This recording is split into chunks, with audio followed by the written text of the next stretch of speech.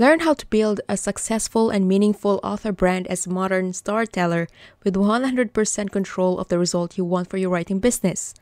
Not only does the book show the rulebook of effective content writing, but it also serves as transformative and inspirational material that will push you to take action and commit to changing the direction of your writing life. The link is in the description.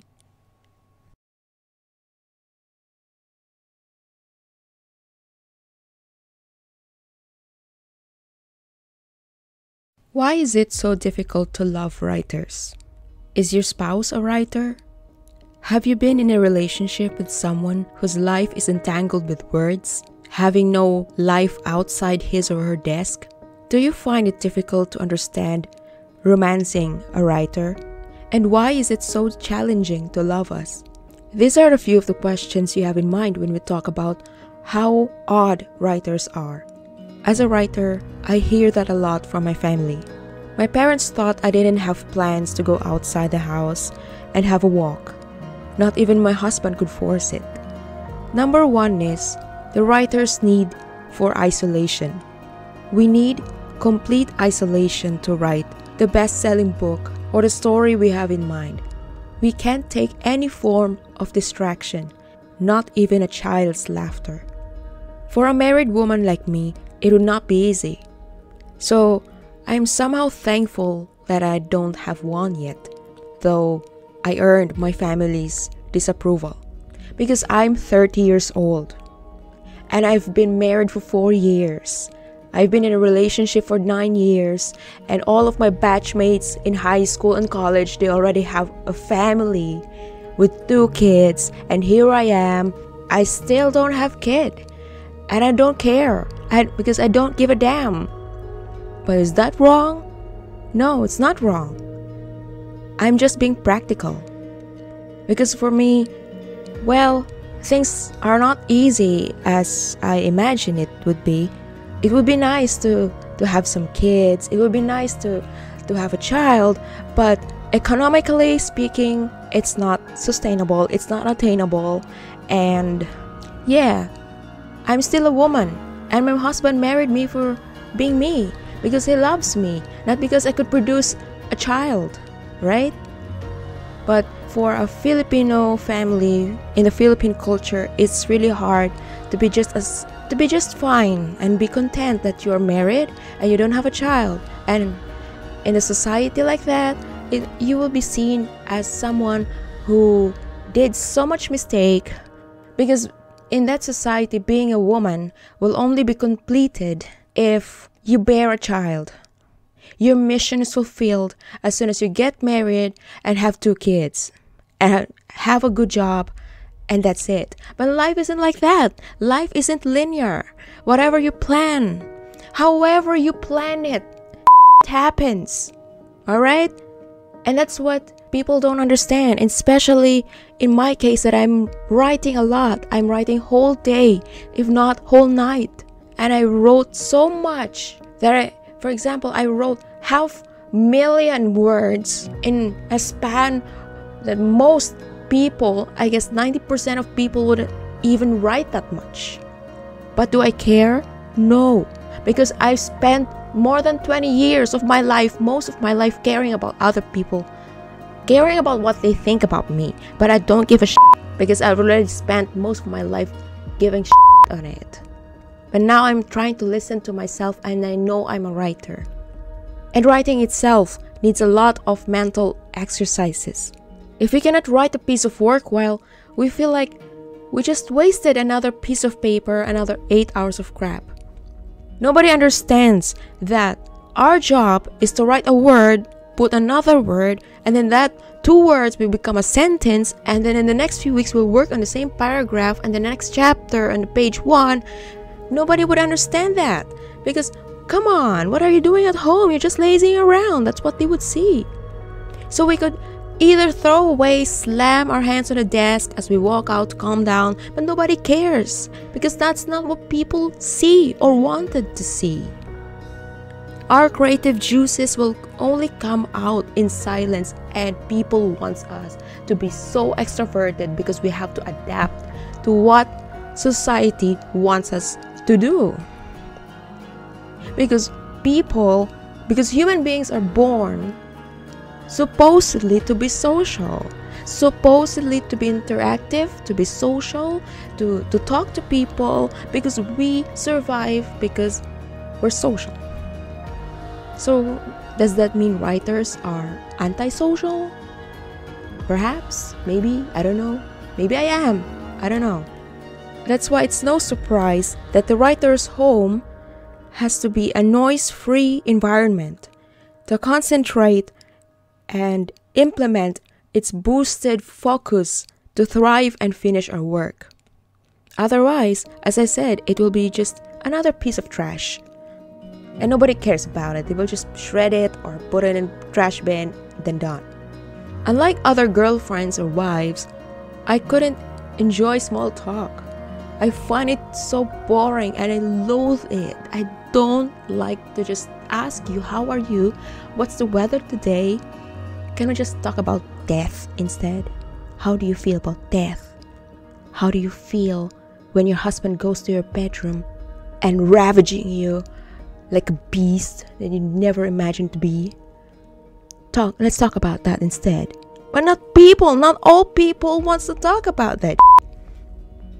It's so mundane. They want to talk about how the neighbors, how the cousins are doing, or what is she doing now, or the neighbors, the marites in the sari store. That's what they care most about. They don't care about me, my needs. No, they don't. They just care about, well, Michelle is just inside the house and we even have to tie her up just to drag her out of the house. And she's abnormal and she's odd. We couldn't understand her. So for me, rather than spending time with others and wasting my time on useless things, I tend to shut off from the crowd and find a specific place to think. It doesn't matter if it's a novel inspiration or an idea for my next blog post, just like this one, and waste your time listening to my rants and listening to my shit. It's as long as I enjoy my thinking and be able to access my childhood memories without being told not to. Besides, nobody could understand a thing about what I'm saying. So what's the point? On the other hand, you may find yourself in a position wherein you thought your other half didn't care about you or your feelings because of the detachment. Writers have some kind of psychosis, all right?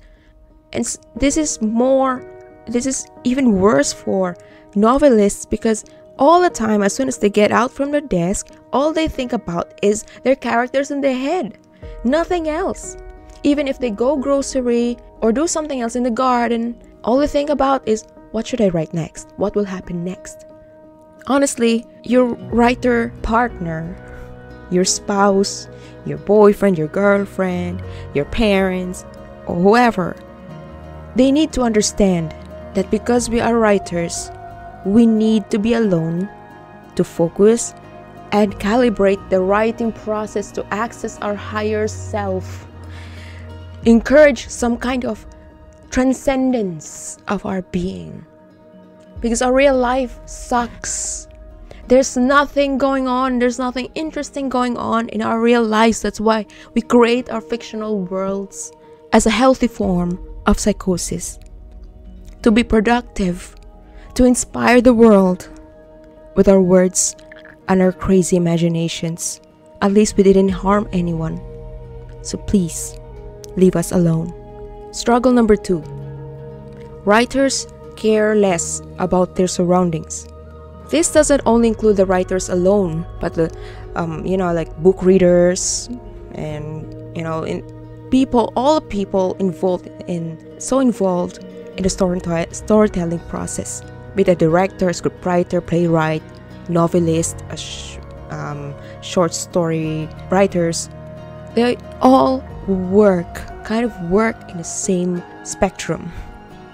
And I remember my mom had a friend whose life revolved around reading romance books. So this is from the reader's perspective. Rather than spending time with her husband at home, she chose to read more books in her vacant time.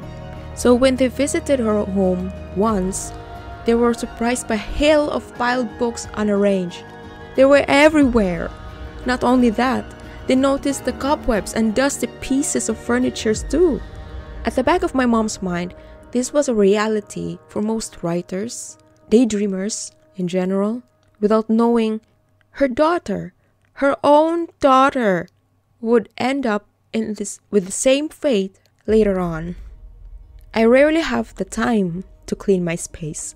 Whenever I have vacant time, if it's whole day, I could reserve some hours to clean, but not the entire room. Maybe sweep the floor, that's already 1 hour, or maybe do some errands, that could be like another hour. There were times when I couldn't hold a broom to sweep the floor, nor have the time to feed my dog.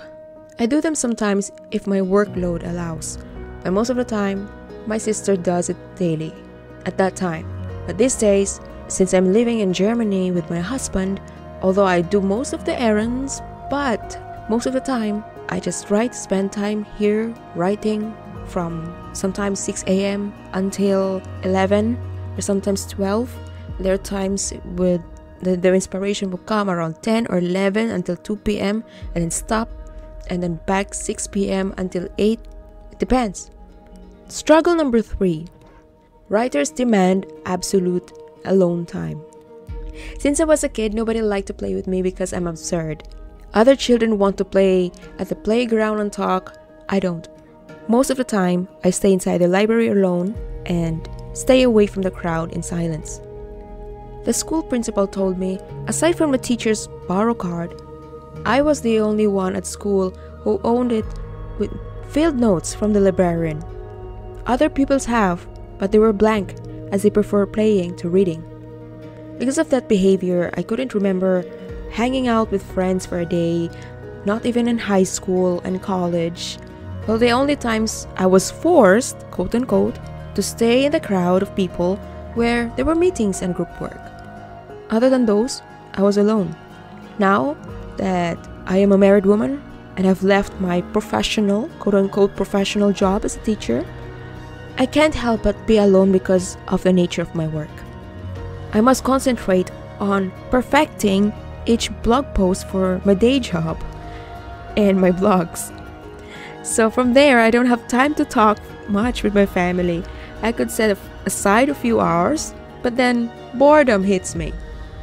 Writers could be bored too, right? So I decided to work on my websites rather than talk more. Well, the point is, this is the most common behavior observed among writers. And like I said before, writing, especially creative writing, is some kind of, it's not even far from the psychosis of those people who have schizophrenia with their psychosis. There's a research study that they compared these people, this group of people who are writers, and then they're creative writers, and they observe how a psychosis is compared to those with schizophrenia. And then the results said that it's not even that far from being similar. So we instead spend a day thinking, knowing that we're absurd people, we know that we're antisocial, we know that we're weird, and we can't talk about the weather today. So instead of judging ourselves for being weird, we spend a day thinking of the following story and spend the time thinking about ideas, what to write, and the next blog post to work on. That's why most people think we're introverts by nature. Well, it could be. Majority of the introverts are writers because, well, there's no other way that we could express ourselves better without being interrupted, without being told, oh, you're just a kid, and blah blah. No one will interrupt us for what we want to say because people anyway will receive it. Let's say it's a book, a YouTube video, a podcast episode, whatever. It's a tangible thing, it's recorded. They can't do anything about it. All they need to do is listen, and that's it. In general, writing is equivalent to isolation, a lonely road to move forward to, a lonely path filled with despair, dismay, resentment, and pain. Because without despair, dismay, resentment, and pain, we can't write something beautiful. Without our tragedy, we can't write our comedies. Without tragedy, we can't write bestsellers. We can't write something powerful, something meaningful, something magical, because we don't have something to root for. We don't have the foundation, and that foundation means death of our spirits, spiritual death, if you call it that way. It's a chosen field with a conscientious decision. And writers, we don't have any other choice but to face it. Because if we don't write, we feel the itch. And that itch becomes so uncomfortable that we just don't know how to release it except to get your ass on the seat and type in the words.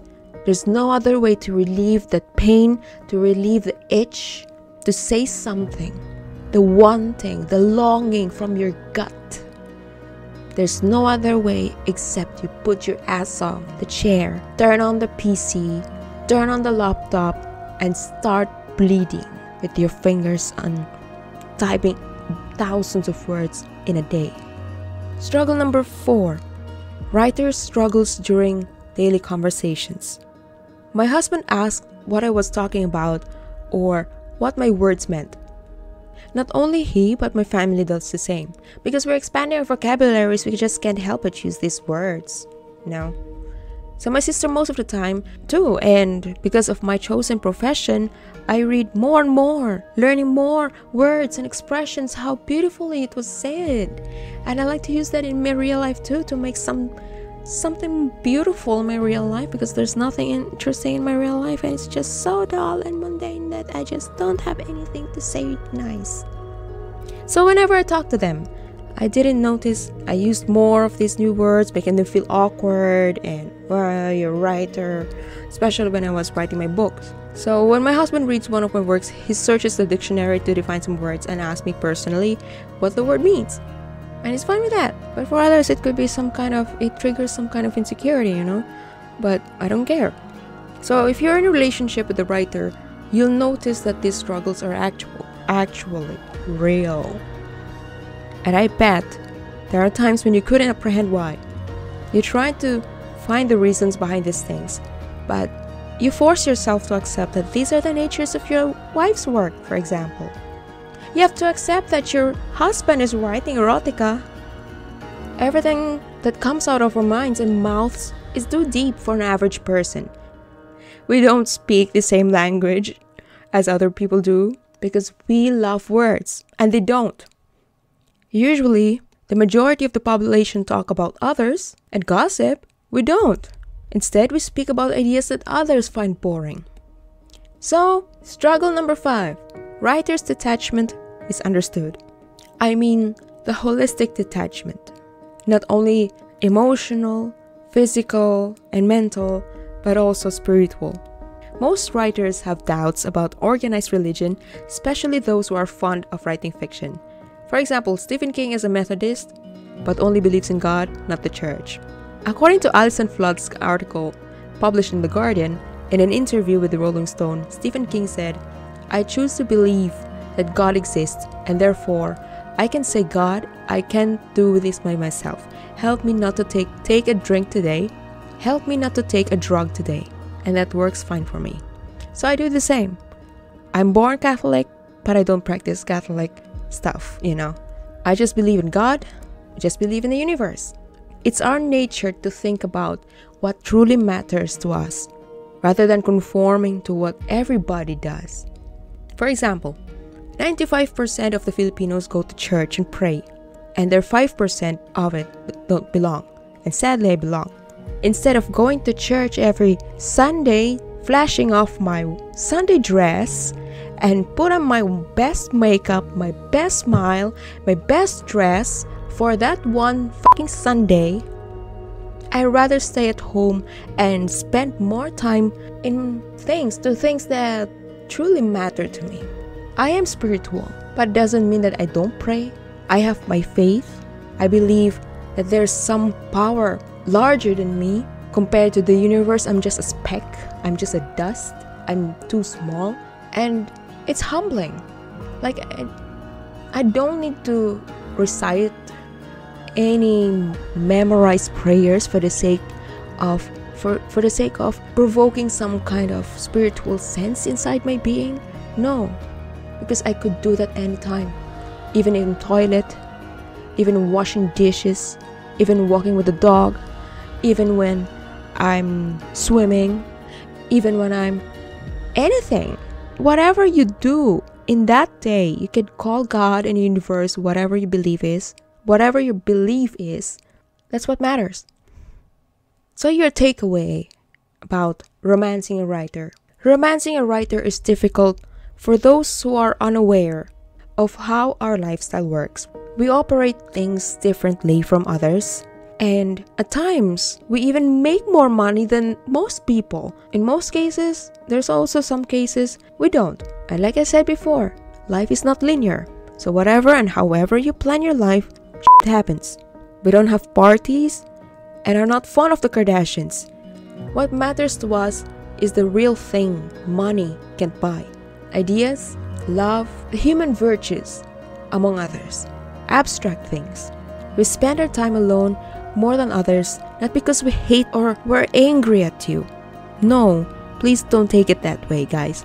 We do that because we need it. Just as you breathe, just as you love to have sex every night, it's like that to us. We need our mental energy to rejuvenate and resume the mental stress until we finish our workloads. From there, we don't have the time, the leisure time, to talk about anything other than books and writing, other than the stories we write, other than the blog posts we've just written. Nothing else mattered. I mean, nothing else than what we thought was nice to write about. Nothing else filled our minds. We don't even have time to cheat.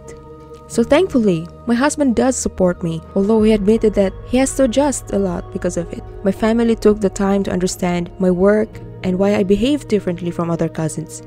Rather than staying outside the house and playing, I lock myself in and work independently. I'm not a team player. I've never been.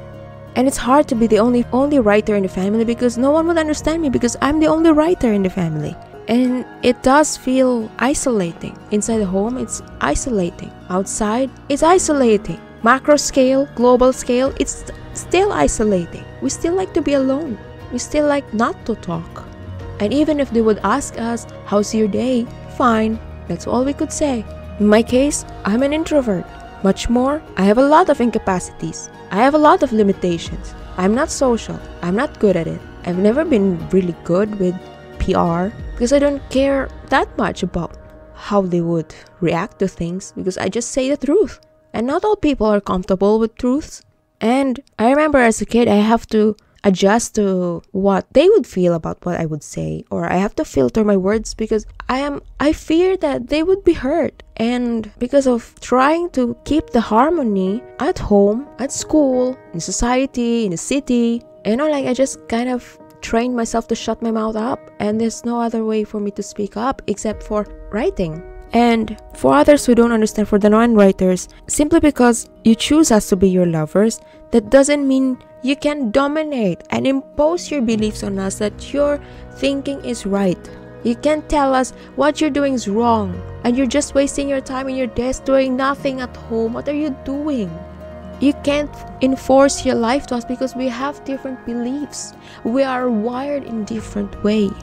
We do understand that you're different and you're social. You may act and behave the opposite, but it's fine. We respect that. But there's just one thing that we ask from you. Love us, truly. Accept us. Accept our ways of living. Accept that we don't have time for you because that time was spared for reading, because our life was meant to read a lot, be voracious readers, to write better. And while you're working, I'm working at home, writing so many words, so much that, thinking, nobody cares, but I care. And then you go home, and I still don't have time for you because, you see me reading stuff.